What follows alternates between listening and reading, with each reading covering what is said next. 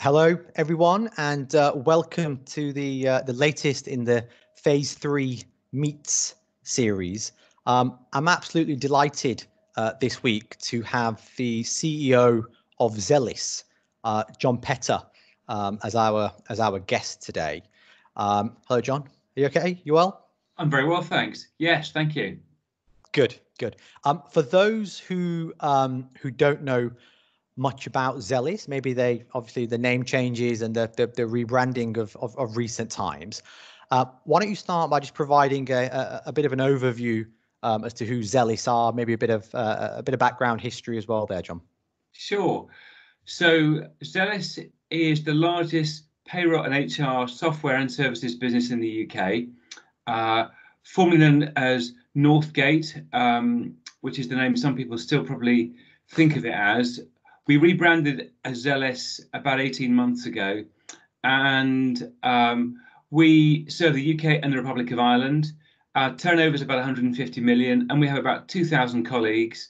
I think the thing that sets us apart is really the nature of our software, and I'll spare you the advert on that.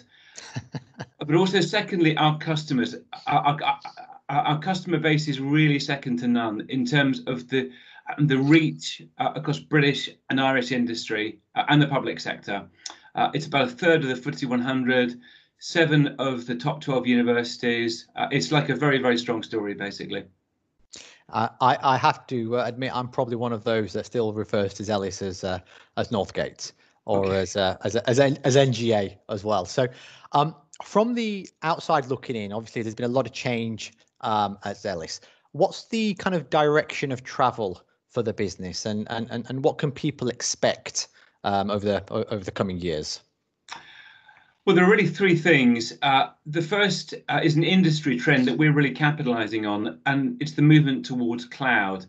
So Zellis software today is hosted in the private cloud, but our plan is to move it to the Azure cloud, the public cloud effectively. And that gives you intrinsic benefits of scalability and assurance. But the reason we're doing it isn't really that. The reason we're doing it is that it'll give our customers a load of functionality, and it should enable the integration of the Microsoft productivity software suite and the Power App suite with their HR and payroll software too. And we think this is a real game changer that will give people loads of value adds in terms of the return on investment and the colleague experience. So that whole cloud piece is the first one. Okay. We've got a big release coming up in September, and then that's the start of a big program that customers are going to see. The second part is the automation of the payroll process, because Zellis has a big managed services business, and we've been investing for about 18 months now in a big transformation program to identify best practice from a process point of view, ensure that our managed services customers really feel the benefit of all of the functionality our software can deliver, and then taking manual tasks and automating them so to enable our people to focus on the value add. And so that's the second big program. And the third part is around the overall colleague experience. And we bought a benefits software business called Benefex in September 2018. And I used to be the biggest customer of Benefex because I used to work for BT, and I was really passionate about them there. And they're a great addition to our stable because it gives us the opportunity to bring together pay and benefits and engagement and recognition to create a better overall colleague experience. And so that's the third element of our plan, basically. Okay, I've seen and read a lot about Benefex over the lockdown period and some of the initiatives they've had and some of the offers and stuff like that. And there's also obviously MorePay that's part of the same family, I believe. You're right. So MorePay serves small and medium-sized businesses, and we're doing a sort of parallel cloud initiative in MorePay to the one we're doing in Zellis. It's a bit different because it's tailored for their segment. But again, it's very much going in the same direction. And the philosophy is for both products, both for MorePay and for Zellis, to construct a kind of cloud-based architecture that's easy to connect to and that's open and so our customers can link the other software in their ecosystem into it, and can also connect it to the Microsoft productivity systems as well. That's really what we're trying to do. Okay, so you alluded to the fact there that you used to work at BT. I believe you were the CEO of BT Consumer for a period of time there as well. So having come from a non-HR tech kind of industry, how has your view changed now that you're in there very firmly in the people technology space? What's been the kind of biggest surprise to you in that change in that area? Well, I feel that my background's really helped in some ways, because I used to manage a very large team. I had about 12,000 people in my team, and it was quite a complex environment, because I had people in several countries, and it was a highly unionized environment, and trying to get through a lot of issues. And I was always very much a believer in concepts like the colleague experience, employee well-being, particularly financial well-being. So, but I think the thing that's really changed in my perspective is the opportunity to deliver a strong return on investment through software. And because I think coming into this, I kind of assumed that customers would really just focus on our price and our narrow proposition and the costs of processing what they do.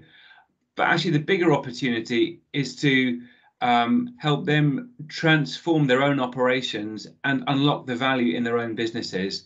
And that's really where I'm trying to focus Ellis. Okay, and what do you see now as the future for people technology? There's obviously some people say the market is very small. Some people say the market is very big. There's lots of acquisitions, and the big boys are eating up the smaller companies out there. There's obviously one very relevant acquisition recently when Access acquired Core HR. What do you think, John, the future holds now for people technology? Where do you think it's going?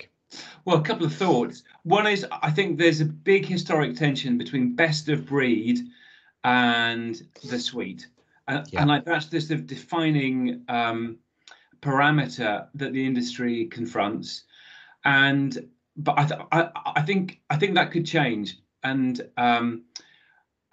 how we're thinking about that is that we want to be best of breed for UK and Irish payroll, no question, and I think we are that today. But the philosophy is that by building the software in a way that's open and it integrates with Workday and SAP and the whole ecosystem in a way that's seamless, which uses a transparent data architecture so it's easy to connect to, you can take away the trade-off basically, and give your customers the benefit of a suite and give them the benefit of best of breed, because you can tie together a range of software providers. I think there'll always be some customers who choose to buy everything from Zellis, and believe me, I love those people. But for larger customers, they're going to want the best, the absolute latest thing in, for example, talent software. And I think the best way to enable that is through working with someone who has an open architecture, who's thinking about problems like the cloud in a way I described, because then they really can get the best of both worlds. Yeah, and I think from a business point of view as well, sticking to what you do best has a lot of value. And I think that certainly during this pandemic period, a lot of people have just kind of doubled down and gone back to what they do best or what they know best. And I think that's one of the options out there. So in terms of being a CEO during absolute strange, bizarre times, I know on a much a ridiculously smaller scale to the likes of yourself, John, everybody expects CEOs to know the answers to everything, every question and every possible outcome. What's been the biggest challenge you've had to kind of deal with or manage during the pandemic? Well, I think the challenges we faced have probably been the ones that everyone has faced. And I think what's really heartening is how so many businesses have managed to change shape incredibly quickly and harness the energy of their people to adapt to these circumstances. And definitely that's true of us. So we had more than 1,000 people who were processing human resource administration and payroll in secure locked up buildings off desktops. And we had to, in the space of 72 hours, buy everybody laptops and arrange their home connectivity, not just in the UK, but in other countries too. Wow. That was quite challenging. But I think the other one we've really enjoyed taking on is the fact that we've tried to build the complexity of some of the legislative changes into our software. Okay. We did a survey recently that showed that of people in the industry, the payroll departments particularly have found this time extremely stressful because there's been the complicated furlough schemes. Absolutely. There's been the changes to statutory sick pay. And we decided from day one that we weren't going to try and make money off this, first of all, and we were going to build it into our software. And I think that was the right call. But what we've seen is that there have been in total 22 changes in the UK from the government, from the pensions regulator, from the various parties involved. So we've had to shapeshift super fast to take that on board. And I think it has actually brought us a lot closer to some of our customers. So I think that's the thing that's really worked for us, I think, probably. Okay, I can imagine your payroll team can't wait for the further changes in furlough You're right. that are coming Exactly. in August. Yeah, we did an article called F Word, which is, I mean, ridiculously complicated. The payroll people are heroes in my eyes for the amount of time and effort they've put into getting that right. Unbelievable. Totally agree. Unbelievable. And it's kind of like the infrastructure that the economy runs on payroll. I think it's really important and good that the government actually recognise that people working in payroll are key workers. Yeah, and that they're vital for keeping the economy running. Yeah, the outside view is that you just press a button, and it everyone gets paid. I mean, the detail that goes into it, you obviously know, I know, and it's much more complex than that. And obviously, when schemes like the furlough scheme come out and so on and so forth, it just makes it so much harder. Our guys have been absolutely ridiculously overworked, unfortunately, as well. But they've done it, and the end result is customer success, and that has to be the goal, doesn't it? Totally agree with that. Exactly. So can you, John, please just give me an example of one of just maybe one or maybe more initiatives that you put in place at Zellis to kind of keep up employee morale, really? I mean, and payroll is a prime example, really, of people who would need that kind of little pick-me-up, I suppose. That is so true, because I'm loving doing this Zoom call with you, but it's very, very tough for people. Because they feel isolated. A lot of people are working in cramped conditions.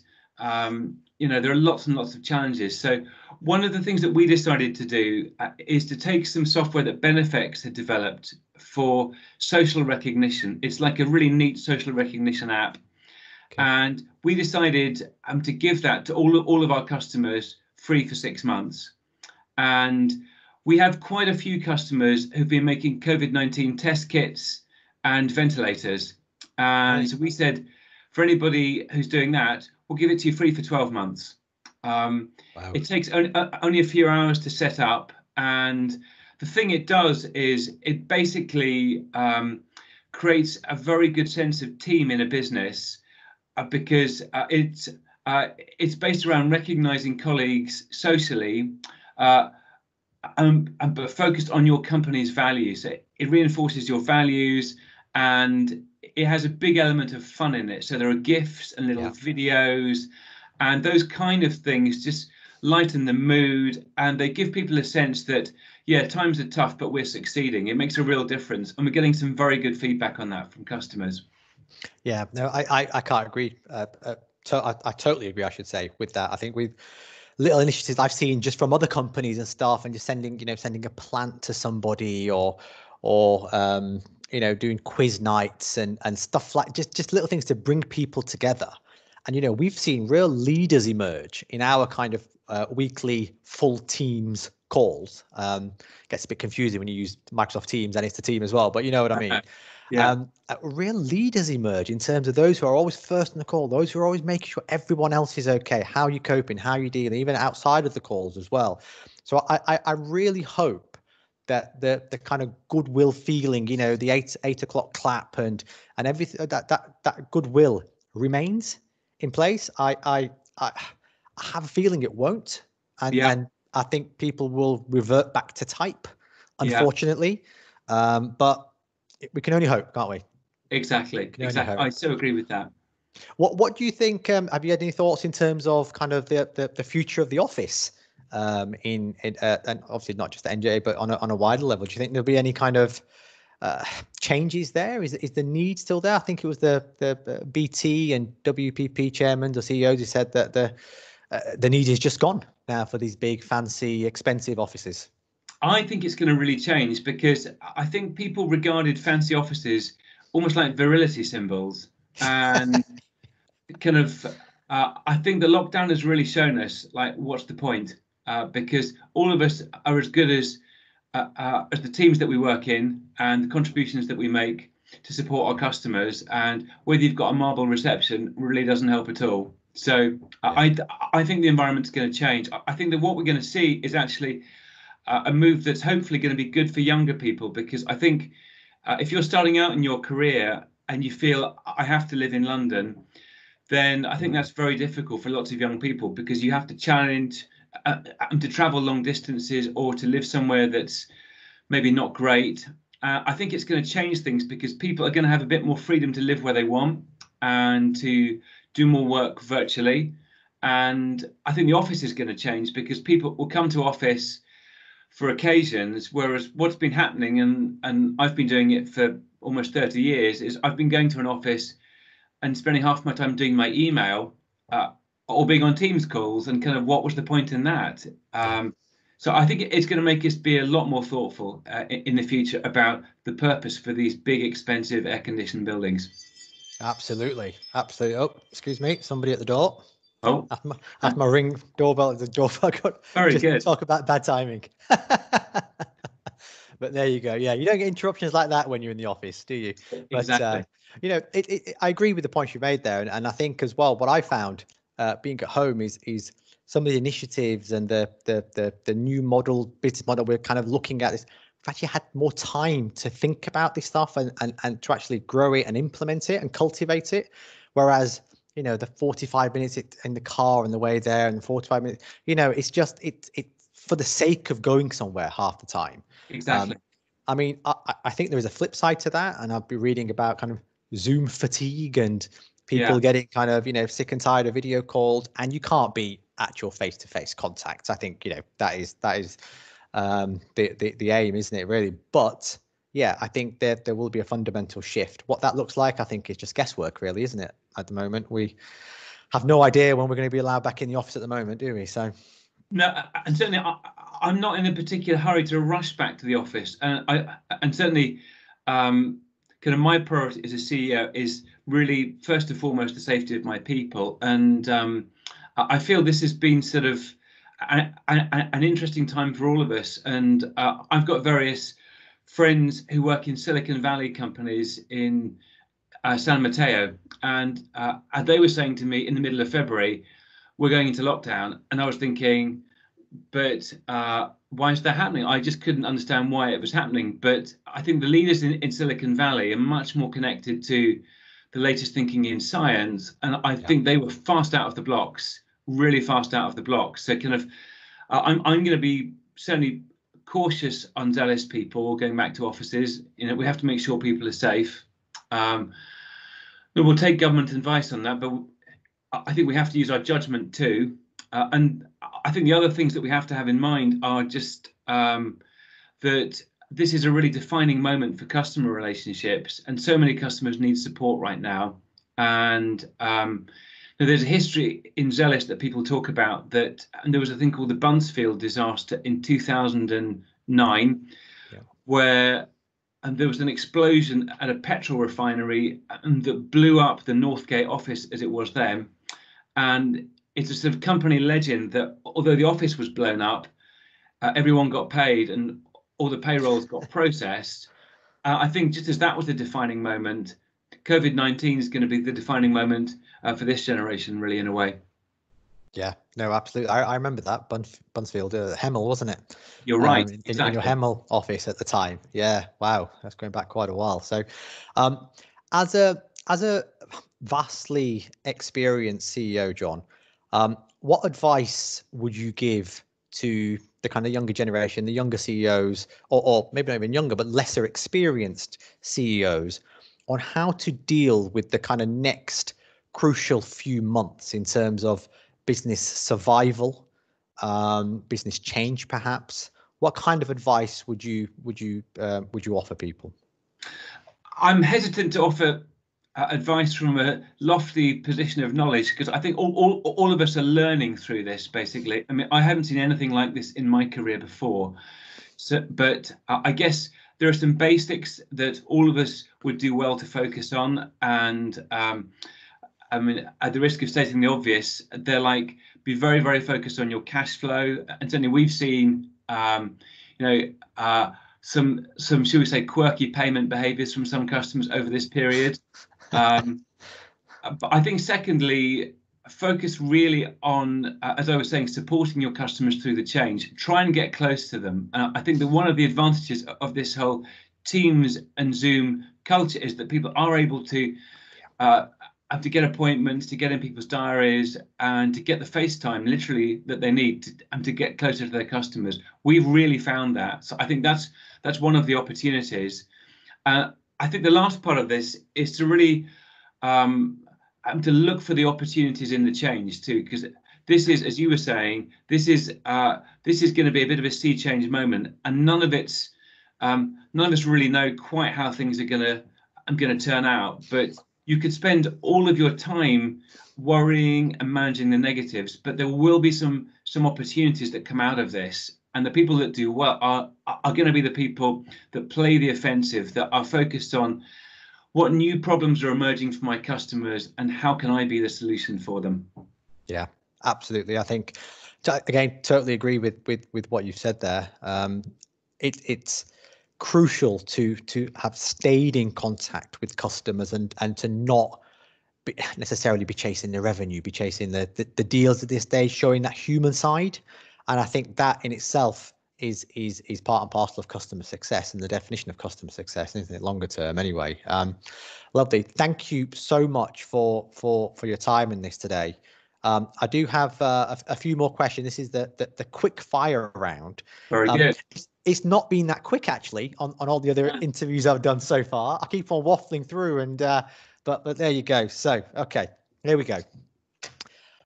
Right, best thing about lockdown, John? People are using their front gardens to have glasses of wine with their neighbours. I think that's really nice. It's like a Mediterranean thing in South London right now, and okay. I hope that stays. Yeah, that's very. You know, I am on. I told you it's not going to be that quick round. I'm waffling again. On 8 o'clock claps and obviously the VE Day celebrations. I've seen people on my street I've never even spoken to. Totally agree with that. And there's a real sense of neighbourhood that we had lost, I think. So one neighbour of mine had her 70th birthday and she was shielding because she'd just come out of hospital. Yeah. And there's a charity in London which gives private concerts for people who are shielding. Oh, wow. And another one of my neighbours fixed a private concert on her doorstep for her, and a violinist turned up. Oh, she dropped all of us a note on WhatsApp to like wear formal wear and stand on our own doorsteps, and the whole street did that. It was the weirdest thing I've ever seen, but it was kind of fantastic. It was really good. Amazing. Yeah. Okay, worst thing about lockdown? Worst thing, gosh, well, just there's some terrible personal stories out there. So we know people in our business who've lost loved ones, and who've done so in very sort of distressing circumstances. Because like this crisis, the scale of it means that that all of us know someone who's been personally affected, sometimes at extremely close proximity, and you know, and there are some things I'm enjoying, like the neighbourhood feeling and all of that stuff. But at the same time, you can't get away from the fact that this is the biggest economic and health crisis our country has faced in at least 60 years, I would say. And I fear that we haven't seen the end of the economic crisis. I think that's going to go on for a while. You look at the rise in unemployment in North America and in the UK, and I think even if they find a vaccine, we're going to be, some years in recession potentially. Yeah, well, I think the obviously the furlough scheme and the government initiatives have delayed probably a hell of a lot of redundancies that will probably be incoming, and therefore a much wider and deeper economic impact. I hope that's not the case, but kind of think it's inevitable, really. I think you're right. Exactly. Yeah. Okay. Which app do you use the most?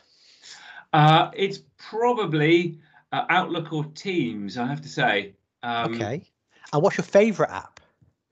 That would be either The Guardian or The Economist, probably. Okay, I like The Guardian. I do like the Guardian. Okay, favorite book? Gosh, I love so many books. I've just turned 50, and one of my friends. Thank you very much. That was where you were supposed to say you don't look it, but never mind. You should have told me that before. I would have. Exactly. Should send you the script. But one of my favourite books is a book called The Way We Live Now by Anthony Trollope. And my friend, who's quite eccentric, sent me a T-shirt with the first page of The Way We Live Now printed across the T-shirt. So that is the weirdest present I've ever had. But I kind of like it because I love the book. Are you just on that? Are you a big reader? Are you a reader of books, or more like you said, the Guardian kind of apps and these kind of businessy forums, or what's your kind of reading like there? I read the news a lot. Like, I obsessed over Brexit. I've been following the coronavirus news a lot. I like foreign news particularly. So I like to know what's happening around the world because I think it illuminates what's happening in the UK. I like fiction, particularly Victorian fiction, but at the moment I'm reading a book about Kim Philby, the British spy, who knew my grandfather. And, wow. And there's a kind of a bit of family history in that too. I don't think my grandfather knew he was a spy, but so for me that's a bit of personal interest as well. Okay. I suppose knowing somebody's a spy takes away a little bit from the spyage. Well, I don't know. I think no one did. Kim Philby's famous because he was discovered twice, effectively. So basically, he was rumbled as being a Soviet spy, but he basically he toughed it out and he went on television and gave the most convincing set of interviews. And he won the audience over, and he was re-employed by MI6. And so today, when MI6 are training people, they use that video apparently of this guy Kim Philby in the 50s, because it's like the ultimate for facing something out. So not a good example, but kind of fascinating in a strange way. Okay. And on the topic you mentioned about you like to keep in touch with what's going on around the world. What's your favorite city? Oh gosh, favorite city. So not including London. Yeah, no, sure. My wife is Irish and her family's from Galway, so we love Galway. Okay. That would be right up there. I also love South America, so I would probably say Valparaiso on the coast of Chile. Okay, there you go. I offer zero value on that location, I'm afraid. Okay. Final question, John. Final question. BT Sports or Sky Sports? Gosh, that's a tough question because Sky is a brilliant Zellis customer. So I'm a huge admirer of Sky these days, but I was obviously a big part of BT Sport, and I'll always carry a flag for them. I think it's going to be really weird and fascinating when the football comes back, because one of the things that people forget is that football is not just a spectacle, it's a sound. And one of the things that we experimented with in BT is using Dolby sound for football games because they gave people a richer impression of the game and heightened their enjoyment. And I was really intrigued that they're talking about, for these games played behind closed doors, they're talking about taking the soundtracks that they have from video games and playing them in the stadiums. So I think that's going to be really fascinating to see how it affects the players' performance, how the fans at home feel about that too. Well, I'm a big football fan, and I haven't seen it, but I've been told that obviously they've already started the season again in Germany, and at might have been a Bayern Munich or a Borussia Dortmund match. They were feeding sound in to the stadium. Yeah, again, I've only read it, so I haven't heard it. And also, I think what this will very much prove is that the better teams will win most matches now, because there's no home advantage necessarily. Exactly. But that, you talk about Liverpool. Well, Liverpool's a bad example because they're nailed on to win the league anyway. But at the Kop being the 12th man, and smaller stadiums like that, I think that will go against the smaller teams, and I think the kind of home and away advantage will maybe lessen. I think that's true. We have seen this before, though. Kind of most things in history that emerge have happened before, and this has. One of my most treasured possessions is a program from West Ham, which is my team, playing La Castilla in, I think it's about 1980, where the West Ham fans, I'm ashamed to say, behaved very, very badly in the first leg of a European Cup competition. And the second leg was played behind closed doors. And I remember it because I was about 10 years old, and I somehow managed to get hold of the program of this game that was played behind closed doors. So I think the programs from these games in the lockdown are going to be really valuable. That's the thing that all of your viewers should be trying to get hold of. Well, I hope you enjoy your team's success. West Ham, and they're not threatening relegation, are they? I don't think they're mid-table somewhere. I think we're always kind of hovering about the middle generally. Yeah. Okay, good. John, thank you so much for your time. I've really enjoyed this chat with you. I hope the viewers also have learned a little bit more about yourself, obviously as an individual, and obviously Zellis as a wider organisation as well. I wish you and Zellis all the success in the future. I hope everything works out for you guys as we move out of the pandemic phase, even if I can get my words out. So thank you very much, and hopefully we'll catch up again soon. Thank you very much. Cheers. Thank you. Bye.